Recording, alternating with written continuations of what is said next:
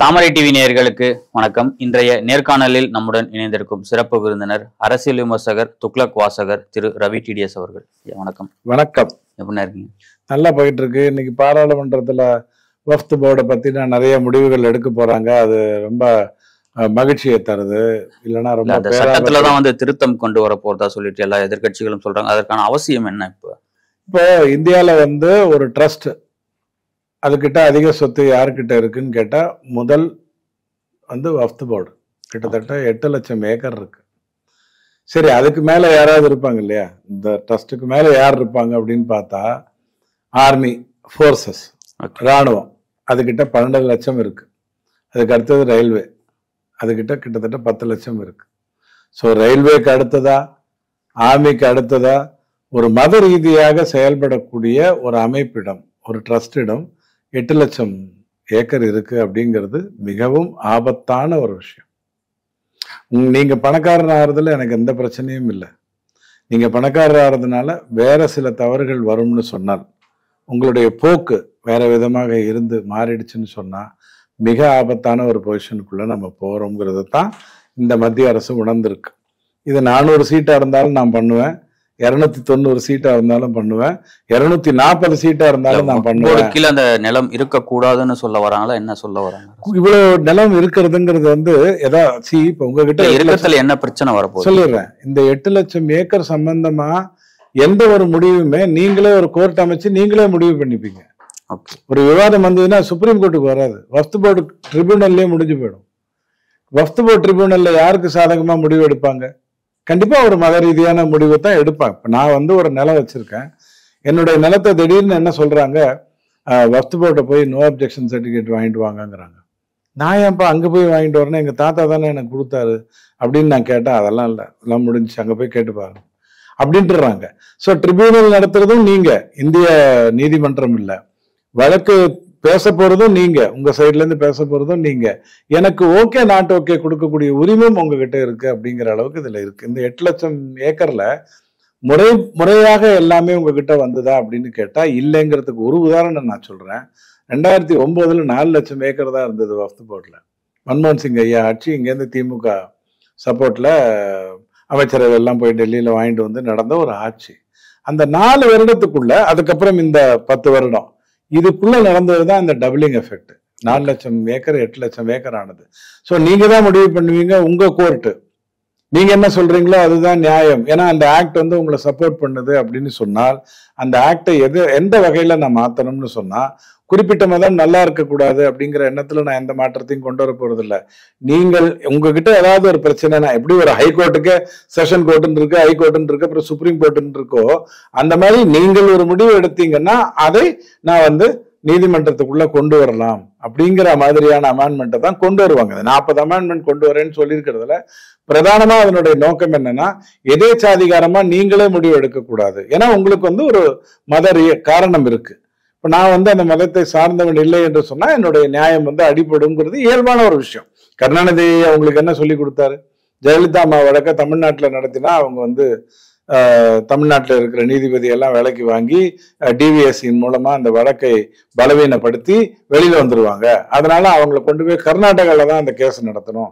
ஏன்னா கர்நாடகா மக்களுக்கு தான் ஜெயலலிதா அம்மா மேல கோபம் இருக்கு. ஏன்னா அவங்க என்ன மாதிரி இல்லாம நியாயமா காவேரிக்காக சண்டை போட்டாங்க அப்படின்னு சொல்லித்தானே கருணாநிதி அவங்களை அந்த விளக்கத்துக்கு கொண்டு போய் கர்நாடகால போட்டாரு. அப்ப அதே நியாயம் தானே இதுக்கும் வரும்.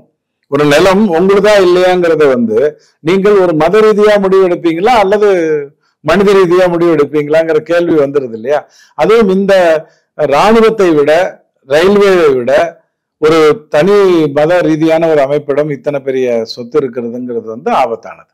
அதைத்தான் இந்த மத்திய அரசு டீல் பண்ணுது. இல்ல, இந்த சட்ட திருத்தம் மத்திய உள்துறை அமைச்சகத்துக்குன்னு கீழே வருதா? சட்ட திருத்தம்ங்கிறது மத்திய அரசு கிட்ட இருந்து வருது. அது அதனுடைய எந்த பிரிவின் கீழே இருக்கோ அதன் அடிப்படையில அது போயிட்டே இருக்கும். இப்ப என்னன்னா, இந்த வஃப்த் போர்டு அப்படின்னு சொல்லப்படுறது நிறைய வித்தியாசங்கள் இருக்கு. சரியத்தை வச்சு வந்ததாக சொல்றாங்க, இல்லைங்க அது அப்படியே இருந்தது, அதை அப்படியே ஆய்வச்சுங்க அப்படிங்கிற மாதிரி சொல்றாங்க. இது எதுவுமே முதல்ல முறையெடுக்கப்படணும். இந்த வஃப்த் போர்டுங்கிறது எதன் அடிப்படையில வருது அது முதல்ல தெரியணும். அந்த அடிப்படையில என்னென்ன சொல்லப்பட்டது. உதாரணத்துக்காக சொல்றேன், இப்ப நங்கநல்லூர்ல ஒரு சர்ச்சு நான் 1 மணி நேரத்துக்கு ஒரு முறை தான் ஏற்கனவே பாஜக மேல ஒரு குற்றச்சாட்டு நீண்ட நாட்களா இருக்கு. இஸ்லாமியர்களுக்கு எதிரான கட்சி பாஜகன்ற பிம்பத்தை வந்து இன்னமும் கட்டமைச்சிட்டு தான் இருக்காங்க. இது கொண்டு வரும் பட்சத்தில் இன்னும் அது தீவிரமடையும். 4 லட்சம் 8 லட்சம் ஏக்கர் ஆனது யாருடைய ஆட்சியில? காங்கிரஸ் ஆட்சியில தானே. அதைத்தான் நான் சொன்னேன். 2009 4 லட்சம் ஏக்கர் இருந்தது, இப்ப 8 லட்சம் ஆயிருக்கு. யார் ஆட்சியில நடந்தது? மோடி ஆட்சியிலையும் நடந்தது, காங்கிரஸ் ஆட்சியிலும் நடந்தது. கடந்த 15 வருஷமா நடந்தது. அப்படித்தானே எடுத்துக்கணும். அப்ப அதை தடுக்கலன்னா நான் என்ன பண்ண முடியும்? ஒரு உதாரணத்துக்கு உங்களுக்கு ஏன் இந்த சிக்கல் வருதுங்கிறதுக்கு நான் ஒரு உதாரணம் சொல்றேன். இப்போ நங்கநல்லூர்ல ஒரு சர்ச்சு வந்து 1 மணி நேரத்துக்கு ஒரு முறை மணி அடிக்கும். மணி அடிச்சுட்டு 8 மணி 9 மணின்னு சொல்லும். இதுக்குதான் அவங்க போய் பர்மிஷன் வாங்கிட்டு வந்திருப்பாங்க. பர்மிஷன் வாங்கிட்டு வந்துட்டு அவங்க என்ன பண்ணுவாங்க, காலை 8 மணி இயேசுவை கும்பிட்டா இப்படி நடக்கும்னுவாங்க. அப்புறம் 9 மணி இந்த மாதிரி கர்த்தரின் உள்ள வந்தீங்கன்னா இப்படி ஆயிடும். சோ எதை வந்து வெறும் அறிவிப்பாக ஒரு பர்மிஷனா வாங்குறாங்களோ அதையே மத ரீதியான பரப்புதலுக்காக வாங்குற மாதிரி வக்ஃப் போர்டுல என்னன்னா, எது வந்து ஒரு உங்களை பாதுகாத்துக் கொள்வதற்காக, ஒரு மதத்தை பாதுகாத்துக் கொள்வதற்காக இருந்ததுங்கிறது. ஒரு உதாரணத்துக்கு சொல்லட்டுமா, சுப்ரீம் கோர்ட்டினுடைய மதத்தையும் விட அந்த சமுதாய மக்களுக்காக பாதுகாக்க வேண்டிய இடமா அது இருக்கும். சமுதாயத்துக்கும் மதத்துக்கும் வித்தியாசம் இருக்கு. மதம்ங்கிறது வந்து இப்ப நாளைக்கு சென்சஸ் நடக்குதுன்னு வச்சுக்கோங்களேன். இல்ல இப்ப எப்படி இங்க கோவில் நிலங்கள் இருக்கோ அதுல வந்து இந்துக்கள் மட்டும்தான் அதுல பயன்பெற முடியும். வக்ஃப் போர்டுக்கு வந்து இந்து மக்கள் ஏதோ சொன்னீங்களா, என்ன கோவில்கள் இருக்கோ அதுல இந்துக்கள் மட்டும்தான் பயன்பெற முடியும் அப்படின்னு இருந்தது. காது சுத்தின விஷயம். ஓகே. கர்நாடகால கிட்டத்தட்ட 448 கோடி எடுத்து அதை கொண்டு போய் மைனாரிட்டிக்கு செய்வதற்காக பயன்படுத்தினாங்கிறது தான் உண்மையான ஒரு விஷயம். இந்துக்களை பொறுத்த வரைக்கும் அவங்க பறிமுதல் செய்யப்படுறாங்க, வழிப்பறி செய்யப்படுறாங்க, கொள்ளையடிக்கப்படுறாங்க. அப்படிங்கிறதுக்கு உங்களுக்கு இன்னொரு உதாரணம் வந்து நம்ம சேகர் பாபு ஐயா உங்களுக்கு சொன்னது. இத்தனை நிலத்தை நான் கையெடுத்து கொடுத்துருக்கேன். எங்கிருந்து, யார்கிட்ட இருந்து, யார் பறிச்சு வச்சிருந்தா, அந்த திருட்டுத்தனம் பண்ணவங்க யாரு, அவங்களுக்கு நீங்க தண்டனை கொடுத்துட்டீங்களா, அவங்க திமுக காரங்களா, சொன்னீங்களா? சொல்லல. பிஜேபி காரங்க இத்துளூண்டு பேரை மட்டும் சொன்னீங்க. அதுக்குதான் அண்ணாமலை ஐயா சொன்னாரு, நீங்க சொல்ற அந்த இத்துளூண்டுங்கிறது 1.6% தான் வருது, மீதி 98.4 என்னன்னு கேட்டார். சோ இதை மத ரீதியாவே இதை பார்க்க கூடாது. நீங்க பார்க்க வேண்டியது என்ன அப்படின்னு சொன்னா, இந்திய திருநாட்டுல இருக்கக்கூடிய ஒரு நிலம், அது வந்து ஒரு குறிப்பிட்ட மதம் சார்ந்த ஒரு விஷயம் இருக்கிறது என்று சொன்னா, ஏன் நீங்க வந்து இந்து அறநிலையத்துறை உள்ள வந்தது? இந்து அறநிலையத்துறை பிரிட்டிஷ் காலத்துல ஏன் உள்ள வந்ததுன்னா, இந்து கோயில்களிடமா எல்லா நிலமும் இருந்தது. சோ நிலத்தை பாதுகாக்கிறதுக்காக, அதுல இருக்கக்கூடிய திரு பாதுகாக்கிறதுக்காக, மற்ற சொத்துக்களை பார்ப்பதற்காக, வாடகை வசூலிப்பதற்காக, இப்படி பல விஷயங்கள். அந்த கோயில் எந்த நோக்கத்துக்காக ஒன்றை கொடுத்ததோ அந்த நோக்கம் நிறைவேறுகிறதா என்று பார்ப்பதற்காக இப்படி எல்லாம் சொல்லிதான் அதை கொண்டு வந்தீங்க. இதை மட்டும் அப்படியே விட்டுட்டீங்க அப்படின்னு சொன்னா தப்பாயிடும். அதனால ஒரு பெல்ட் போடுறோம், ஒரு கயிறு கட்டுறோம், இவ்வளவுதான் அதுல இருக்கிற ஒரு விஷயம். இதை மத ரீதியா நீங்க பார்க்க கூடாது. ஆனா இதுல நீங்க பார்க்க வேண்டிய தைரியம் என்னன்னா, எந்த ஆட்சி பலவீனம் ஆட்சின்னு இந்த உலகம் பூரா ராகுல் காந்தி ஐயா சொல்லிட்டு இருக்காரோ அதற்கு நேர்மாறாக எதை பற்றியும் கவலைப்படாம இது தப்பு, இதை நான் சரி பண்ணுவேன் அப்படிங்கிற அடிப்படையில மோடி ஐயா இதை செயல்படுத்துறாருங்கிறத நம்ம பார்க்கணும். அப்படியே இந்த சட்டம் நாடாளுமன்றத்துல கொண்டு வரும் பட்சத்தில் அதுக்கு பெரும்பான்மை கிடைக்கிறதுக்கான வாய்ப்பு இருக்கு. 290 எங்க கிட்ட இருக்கு, 232 உங்க கிட்ட இருக்கு. பெரும்பான்மைங்கிறது வந்து எதேச்சாதிகாரமாக நம்ம வாங்கின ஒரு விஷயம் இல்லை. இன்னைக்கு இருக்கக்கூடிய இளைய தலைமுறைக்கு நான் திரும்ப திரும்ப சொல்றது, அல்லது 50 தாண்டியவர்களுக்கு நான் வைக்கிற வேண்டுகோள் என்னன்னா, ஐயா உங்கள் வீட்டில் இருக்கக்கூடிய அடுத்த தலைமுறைக்கு ஒரு தகவலை சொல்லுங்கள். மோடி என்பவர் 2014க்கு பிறகுதான் ஆட்சிக்கே வந்தாரு. அதற்கு முன்னாடி அவர் குஜராத்தின் முதலமைச்சராக இருந்தாரு. சிறுவயதில இருந்தே RSSல் செயல்பட்டு கொண்டு வந்திருந்தாரு. அவர் ஒரு எதேச்சாதிகாரியாக இருக்கவே முடியாது, ஏன்னா RSS பின்புலத்திலிருந்து வந்தவர். அவர் ஒரு சர்வாதிகாரியா இருக்கவே முடியாது, ஏன்னா முதலமைச்சராகவும் பிரதமராகவும் அவர் செயல்பட்டு கொண்டிருவாங்க. ஆனால் இந்த திருநாட்டுல 1947 இருந்து 1984 வரைக்கும் காங்கிரஸ் தான் ஆட்சி செய்தது. ஒரு குடும்பத்தை சார்ந்தவங்க தான் ஆட்சியில் இருந்தாங்க. அந்த குடும்பத்துல மிக நகைச்சுவையான ஒரு விஷயம் என்னன்னா, தலைமுறையா ஒரே பேர் தானே வரும். இப்போ ஐயர்னா ஐயராகவே இருப்பாங்க, ஐயங்கார்னா ஐயங்காராகவே இருப்பாங்க, கல்லர்னா கல்லர், பறையர்னா பறையர். மோத்திலால் நேரு, ஜவஹர்லால் நேரு தெரியும். அதுக்கப்புறம் எல்லாரும் காந்தி ஆயிட்டாங்க. எப்படி கபால்னு மாறினீங்க அப்படின்னு பார்த்தா இந்திரா காந்தி இது ஆனதுக்கு அப்புறம் எல்லாமே காந்தி ஆயிட்டாங்க. சோ அந்த மாதிரியான ஒரு குடும்பம் அதுதான் ஆட்சி செய்தது, அதுதான் சர்வாதிகாரத்தை பண்ணிச்சு, அதுதான் எமர்ஜென்சியை கொண்டு வந்து இந்த சட்டத்தையே புதைச்சது, எரிச்சது அப்படிங்கிறதெல்லாம் இன்னைக்கு இருக்கக்கூடிய இளைய தலைமுறைக்கு சொல்ல வேண்டிய கடமை 50+ இருக்கக்கூடிய ஒவ்வொருத்தருக்கும் தெரியணும். அப்படி தெரியலன்னா நாம பேசுறது எல்லாமே எதேச்ச அதிகாரமா தெரியும். ஒரு அரசு அமைந்திருக்கிறது மைனாரிட்டி அரசு அமைஞ்சிருக்கு. ஒரு சிங்கிள் பார்ட்டி 240 சீட்டு வச்சிருக்கு, 23 பார்ட்டி சேர்ந்து 232 வச்சிருக்கு, அங்கேயே அடிபட்டு போச்சு. இதை தவிர ப்ரீபோல் அலையன்ஸ் மூலமாக 290 சீட் இருக்கு. இது எப்படி பாஸ் ஆகாம போகும்? மிஞ்சி போனா கத்துவாங்க, எல்லாத்துக்கும் தான் கத்துறாங்க. இல்ல, இன்னைக்கு முஸ்லீம் சட்ட வாரியம் வந்து ஒரு அறிவிப்பு வெளியிட்டிருக்காங்க. இந்த சட்டத்தை வந்து நம்ம தீவிரமா எதிர்க்கணும்ன்றதையும் பதிவு பண்ணிருக்காங்க. கண்டிப்பா எதிர்க்கணும். ஓவிஎஸ்சி அவர்கள் சொல்றாரு, முஸ்லிம்களிடமிருந்து அந்த சொத்துக்களை வந்து பாஜக அரசு பறிக்க முயற்சிக்கிறாங்க. எப்படிங்கிற நான் 8 லட்சம் ஏக்கர் உங்ககிட்ட இருக்கு, இந்தியாவிலேயே உங்களிடம் தான் அதிகமா இருக்கு. நீங்க 14% பாப்புலேஷனை சார்ந்தவர்கள், அதாவது இந்திய திருநாட்டுல வந்து 100 பேர்ல 14 பேர் இஸ்லாத்தவர்கள் அப்படின்னு சொன்னா 8 லட்சம் ஏக்கர் உங்ககிட்ட இருக்குங்கிறது எப்படி சரியான முறையில உங்ககிட்ட வந்திருக்கும்? எல்லாத்தையும் அப்படி சுட்டி போட்டு இப்படி பள்ளி அள்ளி போட்டா தானே வரும். திமுக கிட்டே அவ்வளவு இல்லையே, திமுக கிட்டே அவ்வளவு இல்லை, உங்ககிட்ட இருக்குன்னா என்ன அர்த்தம்? அப்படிங்கிற அடிப்படையில பார்க்கணும். நில அபகரிப்பினுடைய முக்கியமான ஒரு கட்சியே திமுக தாங்கிறதுனாலதான் அதிமுக ஆட்சிக்கு வந்த போது ஜெயலலிதா முன்னாடி பேசும்போது ஒண்ணு பதிவு பண்ணீங்க, காங்கிரஸ் ஆட்சியில மன்மோகன் சிங் ஆட்சியில இதை கொடுத்தாங்கன்னு சொன்னீங்க. நம்ம சொன்னோம். அதாவதுங்க 2009 4 லட்சம் ஏக்கர் தான் வக்ஃப் போர்டுல இருந்தது. 2009 யார் ஆட்சியில இருந்தா? அங்க மன்மோகன் சிங் ஐயா, இங்க இருந்து நம்ம கருணாநிதி ஐயா வேண்டிய அரசுகள் எல்லாம் வாங்கி மன்மோகன் சிங் ஐயா காட்டிய ஒரே ஒரு வீரம் என்னன்னா, டிஆர் பாலு ஐயாவுக்கும் தயாநிதி ஐயாவுக்கும் அமைச்சரவை கொடுக்க மாட்டேன்றது தவிர வேற எந்த வீரத்தையும் அவர் காட்டல. சோ அந்த மாதிரி ஒரு அரசும் போது 2009 இருந்து பிக்கப் ஆகுது. டக்குன்னு திரும்பி பார்த்தா 8 லட்சம் டபுள் ஆயிடுச்சு. இந்தியாவிலேயே டாப் மோஸ்ட். இது ஆபத்தானது, அதைத்தான் நம்ம புரிஞ்சுக்கணும். அடுத்து மேகதாது அணை சம்பந்தமா வந்து கர்நாடக துணை முதலமைச்சர் சிவகுமார் அவர்கள் மோடி அவர்களை போய் பார்க்குறாரு. தமிழகமும் கர்நாடகமும் இணைந்து பேச்சுவார்த்தை நடத்துதாங்கன்னு சொல்றாரு. அதுக்கு நாங்க தயாரா இல்லைன்னு சொல்லிட்டு சிவகுமார் அவர்கள் பதிவு பண்ணியிருக்காரு. துரைமுருகன் அவர்கள் பதிவு பண்றாரு, இந்த பேச்சுவார்த்தை நடத்த சொல்றதுன்றது தற்கொலைக்கு சமமானதுங்கிற. உண்மையிலேயே மேகதாட்டை பொறுத்த வரைக்கும் எனக்கு தேவையில்லை, நான் ஒத்துக்க மாட்டேன். நான் ஒரு தமிழ்நாட்டை சார்ந்தவன், இந்திய பிரஜை, நான் மேகதாட்டை ஒத்துக்க மாட்டேன். ரொம்ப சிம்பிள். என்னுடைய அனுமதி இல்லாமல் நீ கட்ட முடியாது, ஏன்னா நான் கீழே இருக்க, நீ மேல இருக்க. இதுதான் என்னுடைய பதிலாக இருந்ததுன்னா அது வந்து எதேச்சாதிகாரம், கொழுப்பு.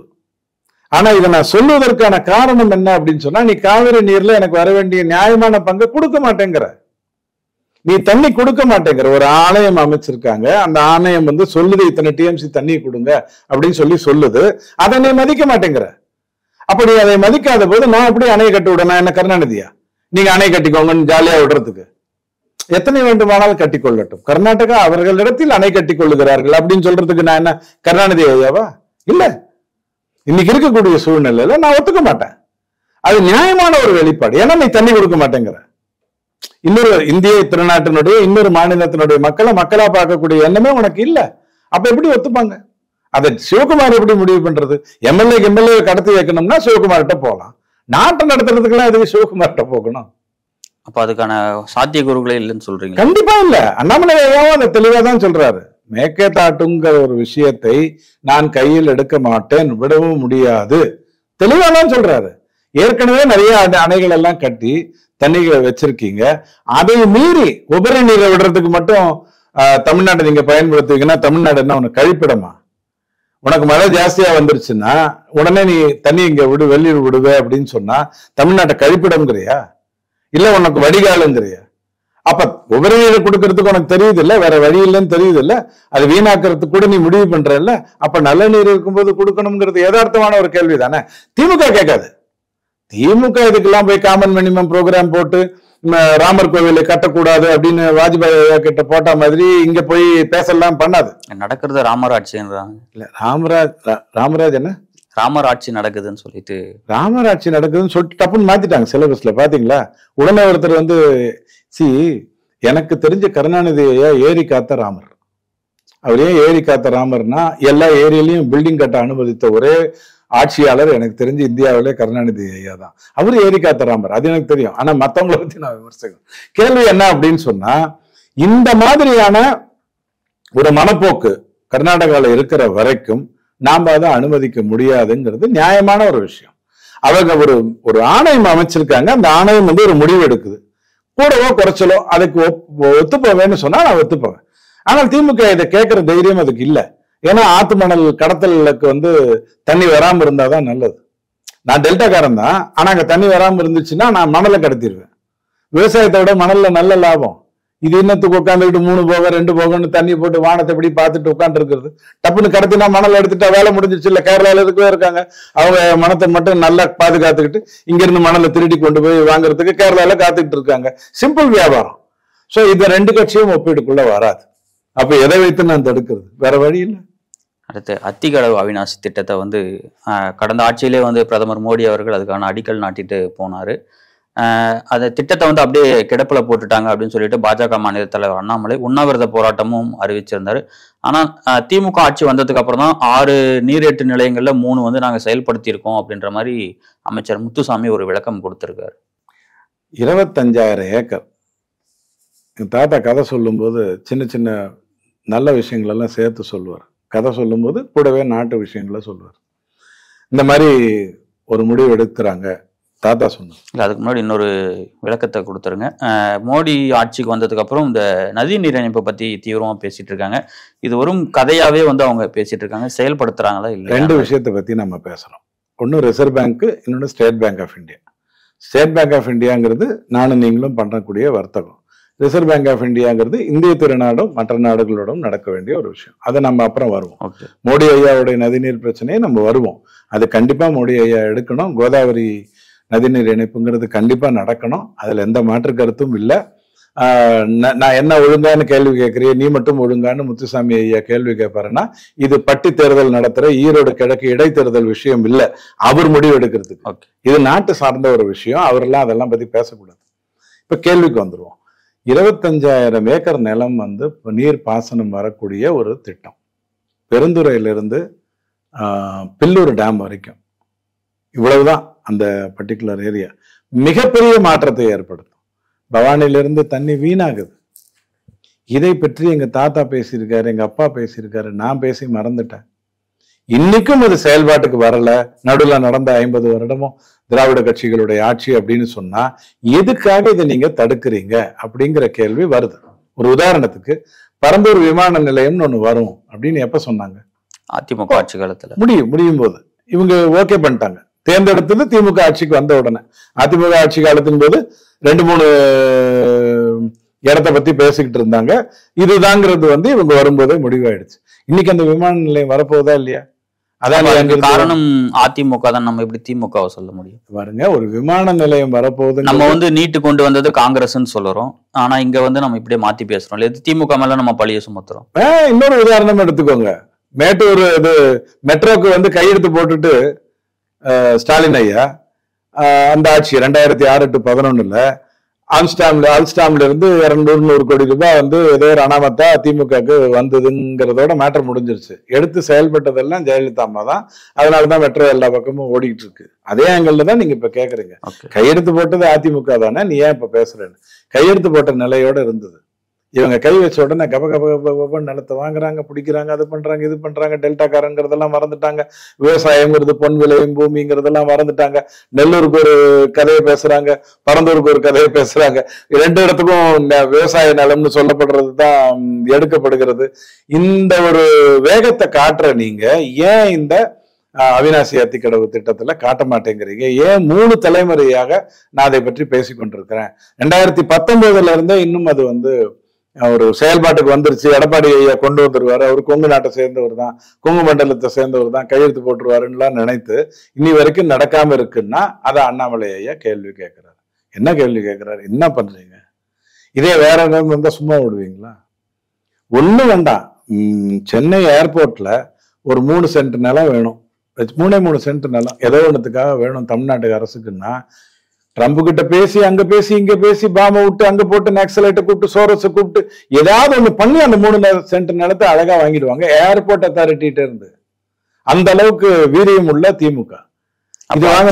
அவிநாசி திட்டத்துல விவசாயிகளுக்காக தான் அண்ணாமலை குரல் கொடுக்கறான்னு நம்ம எடுத்துக்கலாம். கண்டிப்பா வேற யாருக்கா குரல்? பரந்தூருக்கு அண்ணாமலை அவர்கள் குரல் கொடுத்திருக்கணும் இல்ல? பரந்தூருக்கு கொடுக்கறது விமான நிலையம் வந்தாதான் நாடு நல்லா இருக்கணும்ங்கிறதுக்காக. அது என்ன தப்பு இருக்கு? நான் மொட்டை போட்டுக்கிட்டது ஒரு பிரச்சனைக்காக திருப்பதிக்கு வந்து மொட்டை போட்டுக்கிட்டேன். ஹேர் கட்டிங் பண்ணிக்கிட்டது நான் நல்லா இருக்கணும்ங்கிறதுக்காக. 2 ஏந்தலதான். ஆனா அதற்கு காரணம் வேற, இதுக்கு காரணம் வேறங்கிறத நம்ம முதல்ல புரிஞ்சுக்கணுமா வேண்டாம்? அது விவசாயம் சார்ந்தது. ஒரு நீர் வந்து வீணாகிறது. அந்த பவானி ஆற்றில இருந்து வரக்கூடிய 1.5 டிஎம்சி இங்க கர்நாடகாவோட கெஞ்சிக்கிட்டு இருக்கோம். 1.5 டிஎம்சி தண்ணி வீணாகுது. அப்படின்னும் போது அதை பற்றி பேசுகிறார். ஏன்னா 3 தலைமுறையா அதை பத்தி பேசிட்டு இருக்கீங்க, முடிவுக்கு வர மாட்டேங்கிறீங்க. இந்த விமான நிலையம்ங்கிறது ஒரு நாடு உருப்பிடணும்னா அது விமான நிலையங்கள் வரத்தான் செய்யணும். கண்டிப்பா விவசாய நிலம் பொன் விளையும் பூமியில போய் யாரும் விமான நிலையத்தை கொண்டு வந்துட மாட்டாங்க. சும்மா இருக்கக்கூடிய பாசனத்துக்காக காத்து கொண்டிருக்கக்கூடிய விவசாய நிலமாக கடந்த 6 வருடமாகவோ 5 வருடமாகவோ செயல்படாத ஒரு பெரிய பகுதியை தான் தேர்ந்தெடுப்பாங்க. அதுல ஒரு சின்ன பகுதி கண்டிப்பா உண்மையிலேயே பொன் விளைகின்ற பூமியாக விவசாயம் பேணப்படுகின்ற ஒரு விஷயமாக இருக்கத்தான் செய்யும். அதுல எந்த மாற்று கருத்தும் இல்லை. இப்போ ரோடு போடணும்னு முடிவு பண்ணா கோயில தைரியமா இடிச்சிடறோம், மசூதினா கொஞ்சம் கெஞ்சி கூத்தாடி எதை ஒண்ணு பண்ணி இடிக்கிறோம் இல்லையா? அப்போ அந்த ரோடு பூரா கோயிலா இருந்தது, ரோடு பூரா மசூதியா இருந்தது இல்ல. ரோட விரிவாக்கணும்னு முடிவு பண்றீங்க, அந்த இடத்துல ஒரு கோயில் உடனே டப்புன்னு இடிச்சிடுறீங்க, ராத்திரியோட மேட்டர் முடிஞ்சிருச்சு. அதே மசூதியா இருந்தா கொஞ்சம் கெஞ்சி கூத்தாடி, ஐயா கொஞ்சம் கொடுங்க ஐயா, ரோடெல்லாம் போட்டிருக்கோம், பெரிய பணம், டிஆர் பாலு ஐயா வேற இதுல சம்பந்தப்பட்டிருக்காரு, நிறைய கோடி சம்பந்தப்பட்டது அப்படின்லாம் பேசி கீசி வாங்குறோமா இல்லையா? அப்ப ஏன் இதுக்கு இன்னும் பண்ண மாட்டேங்கிறீங்க? எவ்வளவு நாளைக்கு இதை வெயிட் பண்றது அப்படிங்கறதான் கேட்கறாங்க. நீங்க வேணா திமுகவுடைய தேர்தல் அறிவிக்கையை 1971 இருந்து எடுத்து பாருங்க, இந்த திட்டம் அதுல இருக்கும். அதிமுகவோடது எடுத்து பாருங்க, இந்த திட்டம் அதுல இருக்கும். எவ்வளவு நாளைக்கு? அதைத்தான் அண்ணாமலை ஐயா கேட்கிறாரு. அப்போ விவசாயிகள் இந்த பக்கம் பாதிக்கப்படுறாங்கன்னா இதே போல நீட்லயும் மாணவர்கள் பாதிக்கப்படுறாங்க, எங்களுக்கு அதுக்கு விளக்க கொடுங்கன்னு இன்னைக்கும் நாடாளுமன்றத்துல பேசுறாங்க. திமுக எம்பி 1.5 லட்சம் எம்பிக்கள் எல்லாம் பேசுறாங்க. 1.5 லட்சம் மாணவர்கள் தமிழ்நாட்டில இருந்து பரீட்சை எழுதியிருக்காங்க. அவங்க பாதிக்கப்பட்டவங்களா இல்ல மகிழ்ச்சியாக எழுதினவங்களா? சிதம்பரம் ஐயா அவர்களே பேசியிருக்காரு, விளக்கு கொடுங்க தேவையா இருக்கிற மாநிலங்களுக்குன்னு பேசுறாரு. பாருங்க, சிதம்பரம் ஐயா பேசுறாரு, நளினி சிதம்பரம் அம்மா போய் விளக்கு போட்டு வருவாங்க. அது குடும்ப பிரச்சனை, நம்ம அது குடும்ப கட்சி, அதுக்குள்ள என்ன வேணாலும் பேசுவாங்க. என்னுடைய கேள்வி, 11,000 சீட்டு தமிழ்நாட்டில் இருக்கு, கரெக்டா? 85% தமிழர்களுக்கு தான் கிடைக்குது, கரெக்டா? 8,500 சீட்டு தமிழர்களுக்கு மட்டும் கிடைக்குது. அதுல ஏதாவது மாற்று கருத்து இருக்கா? அதுவும் இல்லை. 7.5% அரசு பள்ளியில படிக்கிறவங்களுக்கு கிடைக்குது. இதுல 11,000 இருந்து அப்ப 850 மருத்துவ சீட்டு யாருக்கு கிடைக்குது? அரசு பள்ளியில இருந்து படிக்கிறவங்களுக்கு. 850 அரசு பள்ளியில இருந்து படிக்கிறவங்க 2016க்கு முன்னாடி நீட்ல மொத்தமாவே 150 பேர் கூட அரசு பள்ளியில இருந்து வந்திருக்க மாட்டாங்க. நான் சொல்றது ஆரம்ப காலத்துல இருந்து மருத்துவத்தை நீங்க கணக்கில் எடுத்தால் கூட 2016 வரைக்கும் 850 பேர் வருடம் வர்றாங்க. சீட் இருக்கு. 8,500 பேர் தமிழர்களுக்கு மட்டும் மருத்துவ சீட்டு கிடைக்குது. நான் பல முறை சொல்லிட்டேன், நீட்டை பத்தி பேசுறதா இருந்தா ஒரு ஸ்டாட்டிஸ்டிக்ஸை வச்சுக்கிட்டு பேசுங்க. 2016 வரைக்கும் மருத்துவம் படித்த மாணவர்கள் ஒரு 500 பேரை நீங்களே தேர்ந்தெடுங்க. நீங்க அந்த ஓட்டுக்கு அனுமதிக்கும் போது தேர்ந்தெடுப்பீங்க இல்லையா? மிடில் கிளாஸ்னா பிஜேபிக்கு போடுவான், வெளில போட்டுரு, ஏழை பணக்காரன் எனக்கு தான் ஓட்டு போடுவான், அவனை மட்டும் உள்ள விடுன்னு தேர்ந்தெடுக்கிறீங்களா? அப்படியே தேர்ந்தெடுங்க. 2016 வரைக்கும் மருத்துவம் எழுதிய மாணவர்களோட லிஸ்ட்டை வச்சுக்கிட்டு ஒன்ன டிக்குன்னு தேர்ந்தெடுத்து ஒரு பக்கம் வச்சுக்கோங்க. 2017 இருந்து 2024 வரைக்கும் தேர்ந்தெடுத்த மருத்துவத்துக்கு போன ஒரு 500 மாணவர்களுடைய பெயரை தேர்ந்தெடுத்துக்கோங்க. மெத்த படித்த 98, 99, குழுத்த பணக்காரன் பல கோடி ரூபாய் உள்ளவன், அவங்களது மட்டும் இதுல எத்தனை பேர் இருக்காங்கன்னு பாருங்க. 99.4% இருப்பாங்க. அதே 2017 இருந்து 2024 வரைக்கும் மருத்துவம் படிச்ச மாணவர்களோட லிஸ்ட் எடுத்துக்கோங்க. மெத்த படித்த, அதாவது 98, 99 கிடையாது, 80, 85, 70, 75 வாங்கியவர்கள் கூட இதுல இருப்பாங்க. கொழுத்த பணக்காரன் பல கோடி இல்ல, 1 கோடி, அரை கோடி, 1.5 கோடி இருக்கிறவங்க கூட இதுல இருப்பான். ஆக பெரிய மாற்றத்தை நேற்று ஏற்படுத்தியிருக்குன்னும் போது இந்த ஸ்டாட்டிஸ்டிக்ஸை கொடுக்காம சிதம்பரம் ஐயா பேசினாலும் நான் பதில் ஒரே மாதிரிதான் சொல்வேன். பார்லிமெண்ட் போயிட்டு இருக்கிற இந்த சமயத்துல இன்னும் ராகுல் காந்தியா இருக்கட்டும், மற்ற எதிர்கட்சிகள் எல்லாருமே இன்னும் அந்த மோடி ஆட்சி மேல விமர்சனம் வைக்கிறாங்க. குறிப்பா பாத்தீங்கன்னா இந்த ரயில்வே துறை சார்ந்தா இருக்கட்டும், கேரளாவில் நடந்த இந்த பேரிடரா இருக்கட்டும், சரியா நிதியும் ஒதுக்குறது இல்லைன்ற குற்றச்சாட்டு மோடி அரசு மேல இன்னும் வச்சுட்டு தானே இருக்கு. வயநாட்டுக்கு மேல நிதி ஒதுக்கீடுங்கிறது ஒரு விவாதமே இல்லை என்னை பொறுத்த. பேரிடரா அறிவிக்கணும் அப்படின்றாங்க. பேரிடரா அறிவிக்கப்பட்டதே இது வரைக்கும் எனக்கு தெரிஞ்சு சுனாமியே பேரிடராக அறிவிக்கப்பட்டதான்னு எனக்கு தெரியாது. சுனாமியை ஃபேஸ் பண்ணதெல்லாம் புரட்சி தலைவி அம்மா. அவங்க ₹1 கூட அவங்க மத்திய அரசு எனக்கு கொடுக்கல அப்படிங்கிறதுக்காக அவங்க போராட்டத்தெல்லாம் அறிவிக்கல. அந்த சுனாமியையே அவங்க ஃபேஸ் பண்ணி அப்ப கூட எனக்கு தெரிஞ்சு அவங்க 20,000, 22,000 கேட்டாங்க.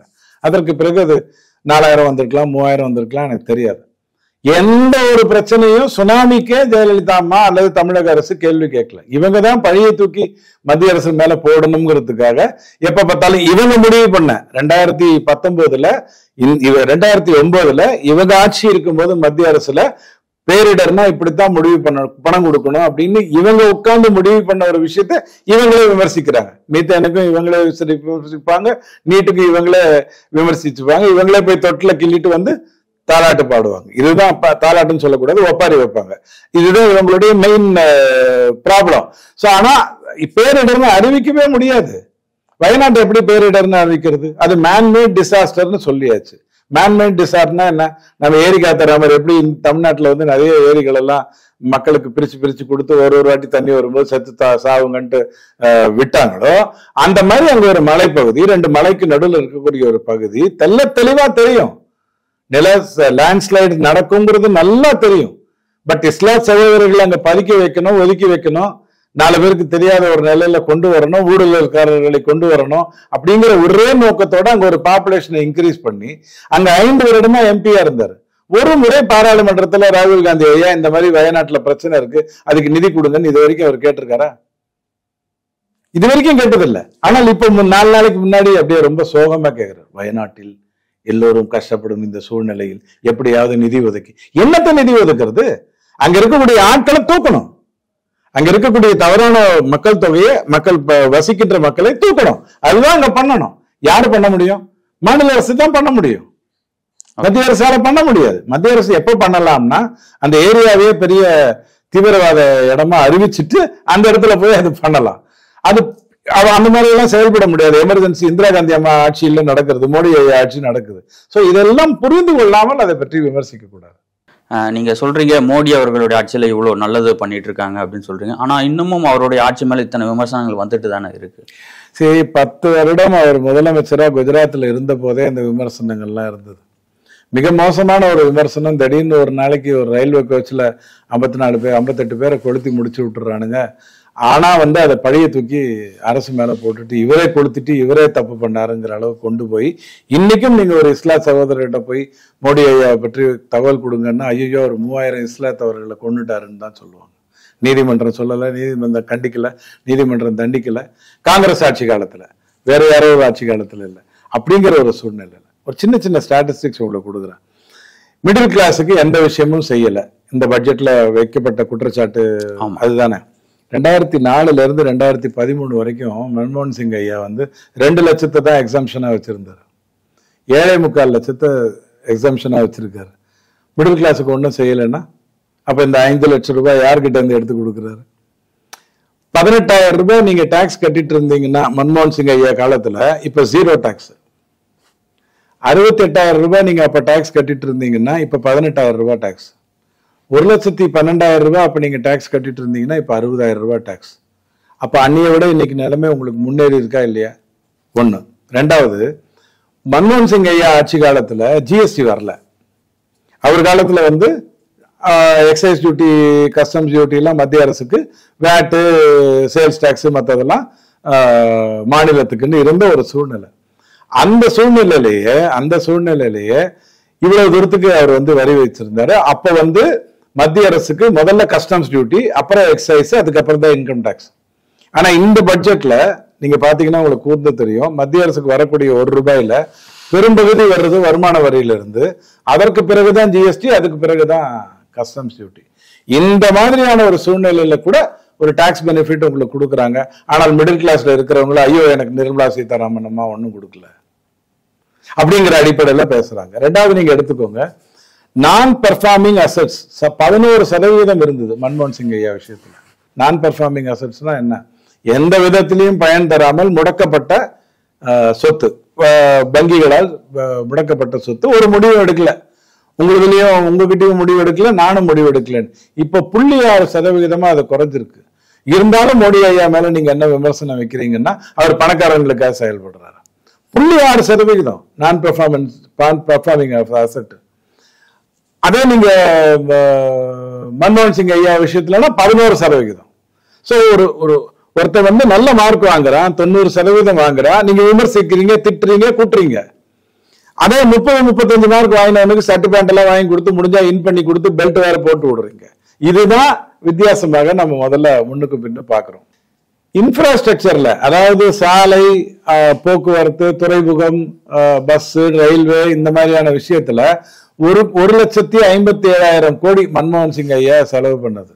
ஆனா மோடி ஐயா செலவு பண்ணது 44.3 லட்சம் கோடி. வேலை வாய்ப்பு அதிகரிச்சிருக்குமா குறைஞ்சிருக்குமா? இல்ல செங்கல் வேலை 40 முறை அதிகமாயிடுச்சா? அன்னைக்கு ₹1 இருந்தது, இன்னைக்கு ₹40 ஆயிடுச்சா? கிடையாது.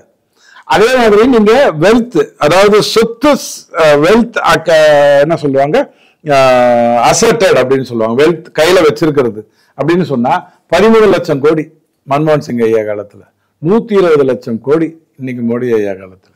இதையெல்லாம் கொண்டு போய் தெளிவா சொல்லக்கூடிய வகையில பிஜேபி சார்பாக தொலைக்காட்சியில பேசக்கூடிய நண்பர்கள் செய்யறதில்ல, ஒரு 4-5 பேரை தவிர. அண்ணே நல்லா இருக்கீங்களாண்ணே, நான் சொல்றேண்ணே, இப்படியே பேசிட்டு பொழுது ஓட்டுறவங்க தான் பேசுறாங்க. மக்களுக்கு எந்த விதத்திலையும் தகவல் போய் சேர மாட்டேங்குது. இதோட ரொம்ப முக்கியம், ஃபாரின் எக்ஸ்சேஞ்சை பொறுத்த வரைக்கும், அதாவது வெளி மாநிலத்துல வெளிநாட்டினுடைய கரன்சி நம்மிடம் இருக்கிறது அப்படிங்கிற அடிப்படை 150 பில்லியன் டாலர் தான் மன்மோகன் சிங் ஐயா, $350 பில்லியன் மோடி ஐயா. சோ வெளியுறவுத்துறையா மோடி ஐயா தூள் கிளப்புறாரு, மிடில் கிளாஸை கவனித்துக் கொள்வதா டாக்ஸ் விஷயத்துல தூள் கிளப்புறாரு, ரோடு போடணுமா போடுறாரு, துறைமுகம் கொடுக்கணுமா கொடுக்கிறார், மாநிலங்களுக்கு பணத்தை பிரிச்சு கொடுக்கணுமா ஒழுங்கா கொடுக்கிறார். ஆனால் விமர்சனங்கள்லாம் அவர் மேலேயே வந்துட்டு இருக்கு. இந்த ஆகாத பெண்டாட்டி கூட நாகரிகமான ஒரு வார்த்தை, இது வேற விதமான ஒரு விமர்சனமாக சேருதுங்கிறதெல்லாம் இருக்கிற பிரச்சனை. ஜிடிபியில உங்களுக்கே தெரியும், 10வது நிலையில இருந்து நம்ம 5வது நிலைக்கு வந்துட்டோம். ஊழல் வழக்குகள் 78 என்னால பட்டியலிட முடியும். மன்மோகன் சிங் ஐயாவுடைய அந்த 10 வருட ஆட்சி காலத்துல மட்டும் ஆத்திச்சுவடி மாதிரி A ல இருந்து Z வரைக்கும் ஞாபகம் வச்சுக்கிட்டு சொல்ல முடியும், மணப்பாடு பகுதி மாதிரி சொல்ல முடியும். ஒரு ஊழல் வழக்கு இந்த ஆட்சி மேல நீங்க சொல்ல முடியாது. சிஏஜியை பத்தி நீங்க வளர்னதுக்கு நான் பலமுறை சொல்லிட்டேன். ஐயா கெஜ்ரிவாலை பேச சொல்லுங்க, அவர் என்னைக்காவது ஒரு நாள் அதை பற்றி பேசியிருக்காரா? அவரு தானே துவாரகாவை சார்ந்தவர், அவர் இன்னி வரைக்கும் அதை பற்றி பேசியிருக்காரான்னு நான் உங்ககிட்ட பலமுறை கேட்டிருக்கேன். ஆக ஒருவரை தொடர்ந்து விமர்சிச்சுட்டு வரீங்க, காய்ச்சா வரம் கல்லடிப்படும்னு நாங்க விட்டோம். சரி, ஏதோ பொறாமையில கோபத்துல அடிக்கிறாங்க அப்படின்னு விட்டோம். இதை வழக்கமாக கொண்டிருக்கீங்க, இது ஆபத்தானது. பாராளுமன்றத்துல உட்கார்ந்துருக்கீங்க, ரொம்ப சந்தோஷம். கத்துறீங்க, ரொம்ப வருத்தமா இருக்கு. மைக்கெல்லாம் ஆஃப் பண்ணதுக்கு அப்புறம் உங்க சத்தம் கேட்குது. அதுவும் தமிழ்நாட்டுல இருந்து போன 4 பேர் கத்துக்கிட்டாங்களோ இல்லையோ கத்துறதுக்குன்னே போயிருக்காங்க, ரொம்ப மகிழ்ச்சியா இருக்கு. ஆனால் இதெல்லாம் நிறுத்திட்டு தேசத்தை நோக்கி செயல்பட விடுங்க, நல்லா இருக்கும்.